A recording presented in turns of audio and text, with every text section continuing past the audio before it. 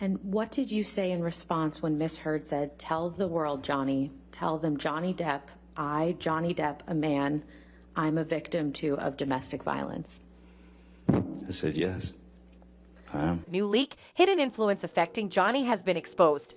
The news about Depp's victory in the U.S. defamation trial has been the topic of conversations for weeks, but lovers of Depp are still wondering why Depp lost the UK trial. What hidden influence affected him? Well, keep watching to find out. Depp's win in the U.S. legal battle against Amber has revealed so many hidden details, but what has also been exposed in the influence that affected JD for years in the face of Amber's allegations. It turns out that awareness and information about intimate partner violence came from activists who asserted that domestic abuse was patriarchal in nature to highlight the problem and bring in change, and this has made significant contributions to women's rights and issues. But we've since then diverted from that, and it's now turned into an issue where people fail to recognize gender symmetry in DV. It's gotten to the point where studies showing this symmetry are suppressed and findings are purposefully misreported, and this is exactly what Depp suffered during the UK trial and years after that. It's turned into a major obstacle that men who are being mistreated face, and it's created a way for women who are aggressors to gain power in the relationship. These stereotypes aid aggressors, as it's been found that threats of false allegations are not something uncommon that men face.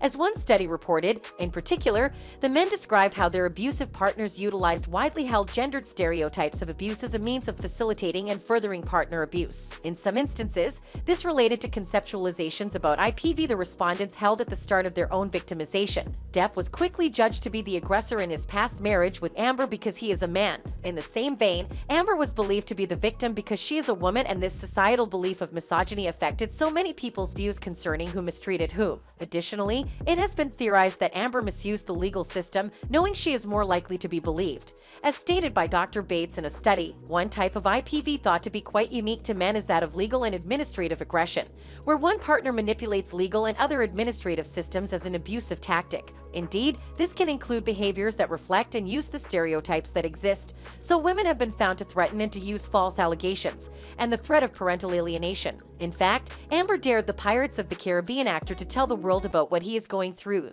I lost a fucking finger, man, come on. I had a mineral can, a can of mineral spirits thrown at my nose. You can please tell people that it was a fair fight and see what the jury and judge think. Tell the world, Johnny. Tell them Johnny Depp. Johnny Depp, man, I'm a victim too of domestic violence, and yes.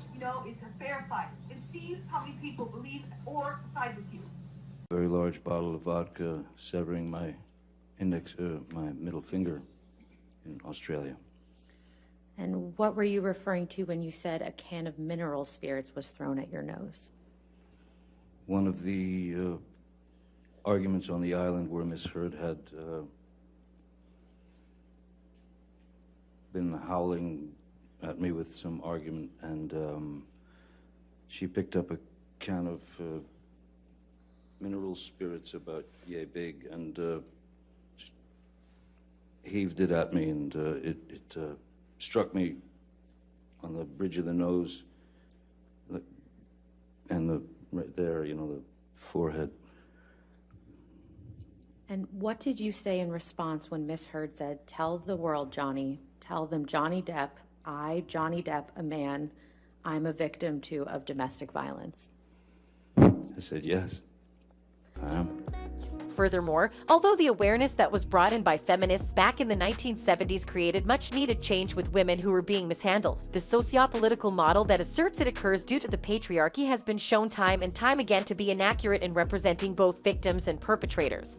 It was never based on any research, nor is it psychological in nature. Using the Doolittle model as an example, the power and control wheel is something that is still commonly used today, despite its failure with interventions and inaccuracy in depicting what abuse victims of any gender face. As the co-creator of this model, Ellen Pence wrote herself, "We have developed some of our own truisms that also reduce complex social relationships to slogans." One was the notion that batterers use violence, coercion, and intimidation to control their partners. He does it for power, he does it for control.